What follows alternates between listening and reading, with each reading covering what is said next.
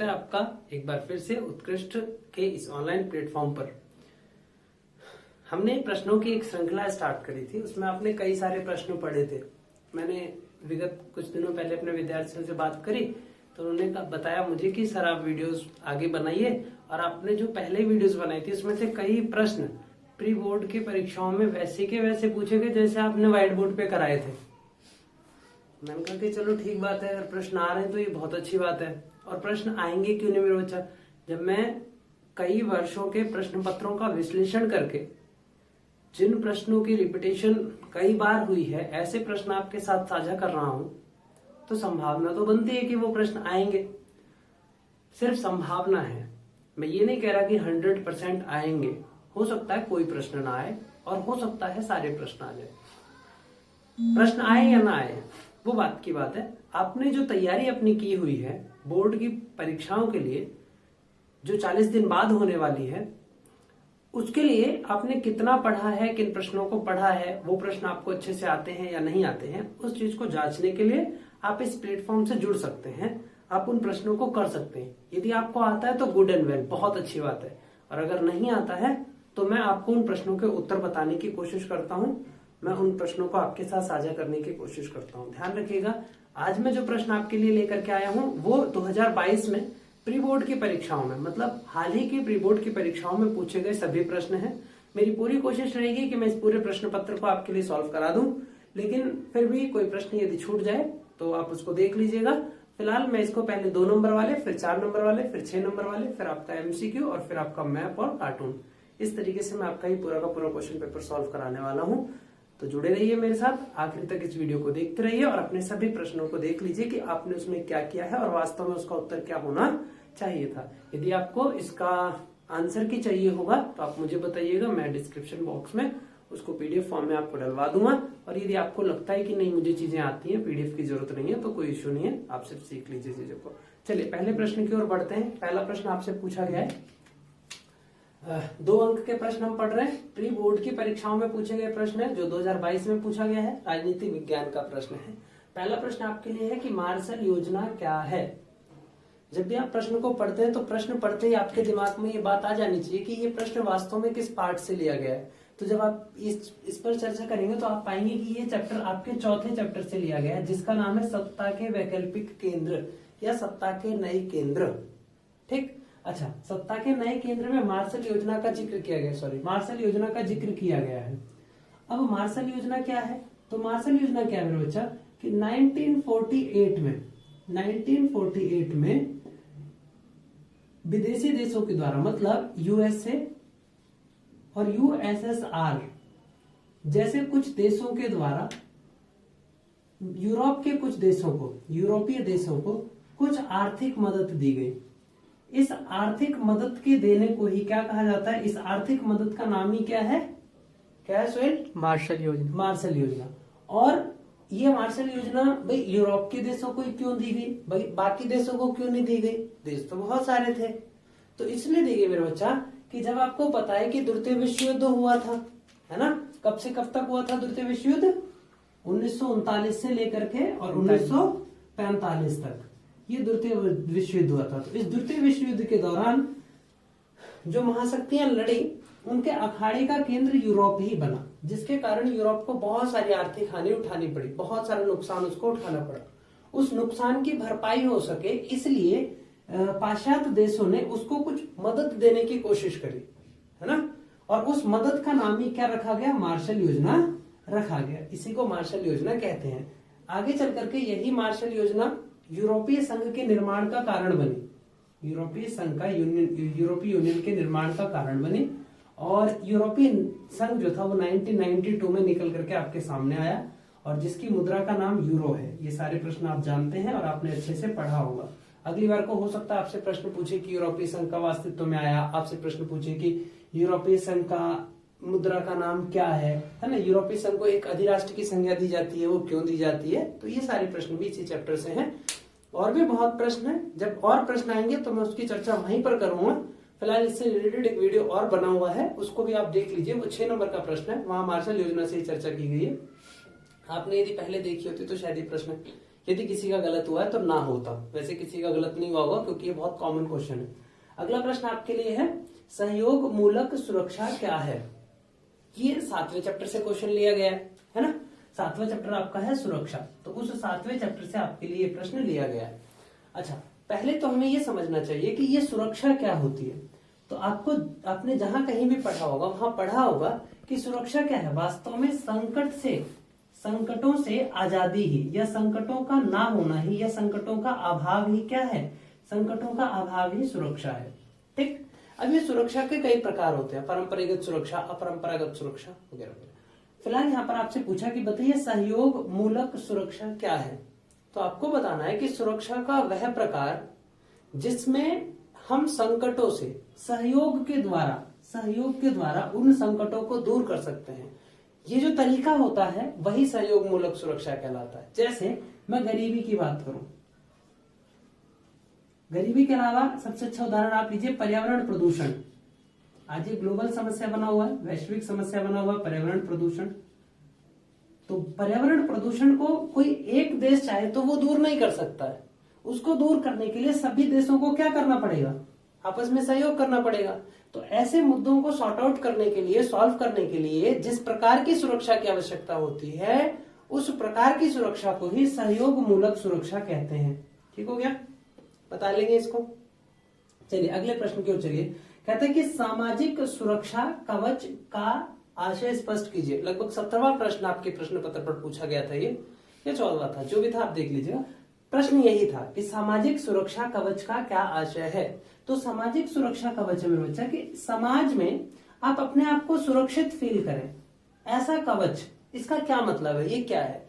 तो एक बात बताइए, जब आपके पास रोटी, सॉरी इधर देख लीजिए, नीचे दिखाई नहीं देगा आपको, रोटी होगी, कपड़ा होगा और मकान होगा, कपड़ा और मकान। ये ध्यान रखिए, ये बेसिक नीड्स होती है, किसी भी व्यक्ति की बेसिक नीड्स होती है। तो यहाँ पर मतलब है, आशय है कि ऐसा सामाजिक समाज में प्रत्येक व्यक्ति की जो सामाजिक इच्छाएं हैं, जो बुनियादी इच्छाएं हैं, वो निश्चित रूप से पूरी होनी चाहिए।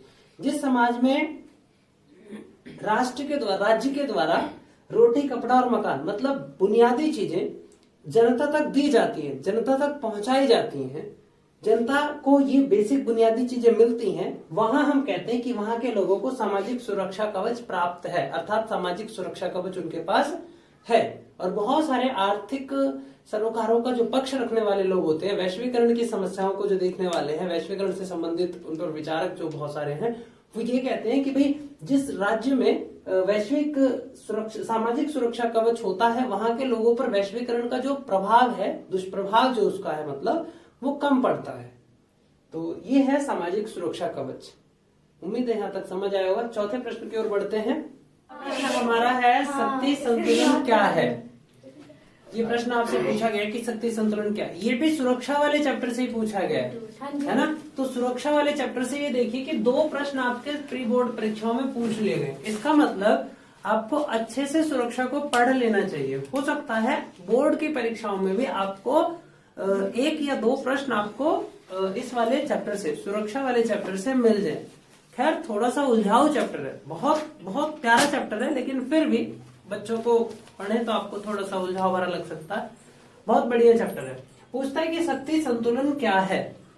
तो शक्ति संतुलन का मतलब होता है मेरे बच्चा कि दो कंट्रीज के बीच इतना संतुलन बनाए रखना हर चीज को लेकर के कि कोई एक कंट्री किसी दूसरे कंट्री पर हावी ना हो जाए, ना तो उसके सुरक्षा के मामले में, ना तो उसके आंतरिक या बाह्य किसी भी प्रकार के मामले में कोई एक कंट्री किसी दूसरे कंट्री पर हावी ना हो। इस बात को ध्यान रखना ही शक्ति संतुलन कहलाता है। ठीक, मतलब किसी देश का विकास, ऐसे करके किसी देश का विकास इतना अधिक ना होने देना कि एक देश दूसरे देश पर हावी हो जाए या कोई दूसरा देश किसी दूसरे देश पर हावी हो जाए। इसको क्या कहते हैं, शक्ति संतुलन कहते हैं।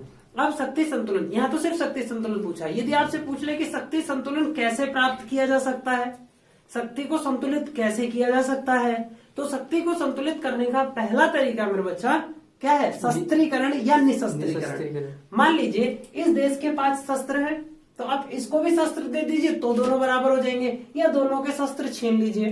तो या तो शस्त्रीकरण कर दीजिए या निशस्त्रीकरण कर दीजिए। दूसरा, कुछ सामान्य समझौते हैं, समझौतों के द्वारा भी आप शक्ति संतुलन कर सकते हैं, है ना। दो अमित्र राष्ट्रों के बीच एक मित्र राष्ट्र, जिसको सामान्यतः बफर राज्य के नाम से जाना जाता है, बफर राज्यों की स्थापना के द्वारा हम शक्ति संतुलन कर सकते हैं। और भी बहुत सारे तरीके हैं जिनके द्वारा शक्ति संतुलन किया जा सकता है। हाँ, कानून बना के भी, मतलब दो अमित्र राष्ट्रों को संतुलित किया जा सकता है। ठीक, वो अमित्र हो भी सकते हैं, नहीं भी हो सकते। फिलहाल शक्ति संतुलन सिर्फ इतना है कि दो देशों में से किसी एक देश को इतना पावरफुल ना होने दिया जाए कि वो किसी दूसरे देश की शक्तियों को, किसी दूसरे देश की चीजों को प्रभावित करने लग जाए, उन पर अपना दबदबा स्थापित करने लग जाए। यही शक्ति संतुलन होता है। आशा है आप इस प्रश्न को भी अच्छे से कर लेंगे। अगला प्रश्न आपके लिए है कि वैश्वीकरण के कारण विश्व में अर्थव्यवस्था को किस प्रकार गति मिली है। तो देखिए, पहले तो आप ये समझिए कि वैश्वीकरण क्या होता है, फिर आप समझिए कि वैश्वीकरण के कारण विश्व की अर्थव्यवस्था को किस प्रकार, अर्थव्यवस्था को कैसे गति मिलती है। यदि आपको यही पता लग गया कि वैश्वीकरण क्या ना, तो ये प्रश्न आपके लिए चुटकी बजाने वाला प्रश्न है। पहले मुझे बताइए कौन से चैप्टर से लिया गया है रोशन? वैश्वीकरण से। वैश्वीकरण, इस पूरे चैप्टर का नाम ही वैश्वीकरण है। 8वां चैप्टर है वो, सुरक्षा के 9वां चैप्टर, सॉरी बेटा, 9वां चैप्टर है वैश्वीकरण। तो उस वैश्वीकरण से प्रश्न पूछा। देखिए, वैश्वीकरण क्या होता है? विश्व का एकीकरण, है ना, विश्व का एकीकरण, इसी को कहते हैं वैश्वीकरण। मतलब विश्व को जोड़ना। अब विश्व को जोड़ कैसे सकते हैं? तो बताया 4 चीजों से आप विश्व को जोड़ सकते हो। सबसे पहले नंबर पर या तो श्रम से, या पूंजी से, या विचारों से, और या फिर अंतिम में वस्तु का। किस चीज का? वस्तु का। इन 4 चीजों का विनिमय करके, 4 चीजों का आदान प्रदान करके कोई एक देश किसी दूसरे देश के साथ जुड़ता है। तो जब ये जुड़ेगा तो इससे किसी भी देश को, किसी अर्थव्यवस्था का मतलब है किसी देश को, किसी कंट्री को किस प्रकार की गति मिल सकती है। तो मेरे बच्चा, उसका आर्थिक विकास ज्यादा होगा, उसका सामाजिक विकास ज्यादा होगा, उसके क्षेत्र में व्यापार बढ़ेगा, है ना, उसके क्षेत्र में रोजगार बढ़ेगा, है ना, उसकी चीजों की, उसकी वस्तुओं में गुणवत्ता बढ़ेगी। क्योंकि आप कोई चीज अपने घर से बाहर भेज रहे हैं तो उसमें अच्छी चीज होगी जब तो भेजेंगे आप, ये खराब चीज भेजेंगे। तो कोई भी कंट्री जब किसी दूसरे कंट्री के साथ व्यापार करेगी तो निश्चित रूप से उस व्यापार को वो उन्नत किस्म का करेगी। मतलब उसके प्रोडक्ट की जो क्वालिटी होगी वो बेहतर होगी, जिसका लाभ उस देश की अर्थव्यवस्था को भी मिलेगा और किसी दूसरे देश की अर्थव्यवस्था को भी मिलेगा। तो ये सभी कारण हैं जिसके कारण किसी देश की अर्थव्यवस्था को गति मिलती है। उसका जीडीपी बढ़ता है किसी भी राष्ट्र का, ये भी उसकी अर्थव्यवस्था को गति प्रदान करता है। परिवहन, मतलब हर एक क्षेत्र में उसको गति मिलती है वैश्वीकरण से। नुकसान भी है लेकिन फायदे ज्यादा है, और जिसके फायदे ज्यादा है फिर उसके नुकसान की तरफ हम ज्यादा ध्यान देते नहीं है। लेकिन फिर भी पढ़े लिखे लोगों को नुकसान और फायदे दोनों पर ध्यान देना चाहिए। और आप तो वैसे भी 12वीं के छात्र हैं, आपको तो देना ही चाहिए। चलिए अगले प्रश्न की ओर बढ़ते हैं। मंडल आयोग के गठन का क्या कारण है? तो पहले समझिए कि मंडल आयोग वास्तव में है क्या। तो मंडल आयोग सन 1979 में वीपी सिंह मंडल की अध्यक्षता में, है ना, वीपी सिंह मंडल की अध्यक्षता में, मंडल की अध्यक्षता में एक आयोग का गठन किया गया जिसको मंडल आयोग कहा गया। इन्हीं के नाम से पढ़ा, है ना, इन्हीं के आयोग से इस आयोग का नाम पड़ा। और इस आयोग के गठन का कारण क्या था? पहला कारण था जो पिछड़ी जातियां हैं या पिछड़ी जो जातियां हैं उन पिछड़ी जातियों के लिए क्या करना, पिछड़ी जातियों का अध्ययन करने के लिए मूलतः बनाया गया था कि इनका आप अध्ययन करिए और बताइए कि भी क्या चीजें जरूरत है या नहीं है।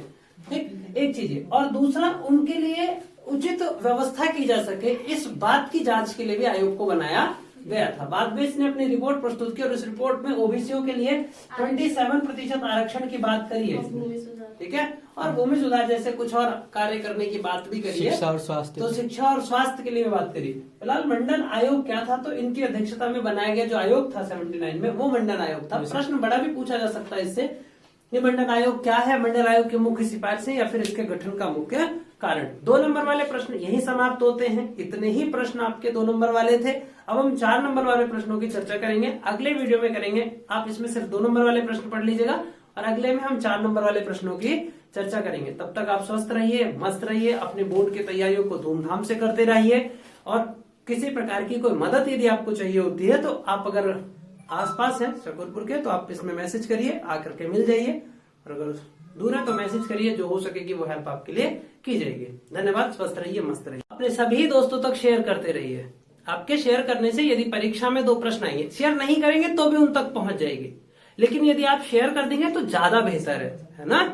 आपकी गुडविल ज्यादा बनेगी, आपके दोस्त को लगेगा कि हाँ मेरी केयर कितनी करता है, ध्यान है इसको मेरा। तो उस ध्यान दिलाने के लिए आप इसको वीडियो को शेयर करते रहिए, जितने ज्यादा लोगों तक पहुंचोगी उनका फायदा होगा। मेरा जो फायदा होगा सो तो होगा ही, उसको तो छोड़ ही दीजिए। आपका और आपके दोस्त का फायदा थोड़ा ज्यादा हो जाएगा, ठीक है, क्योंकि अभी नया चैनल है तो बहुत लंबा समय है मुझे फायदा लेने में। आपका फायदा पहले हो जाए ये ज्यादा जरूरी है। चलिए फिर मिलेंगे अगले वीडियो में, मस्त रहिए।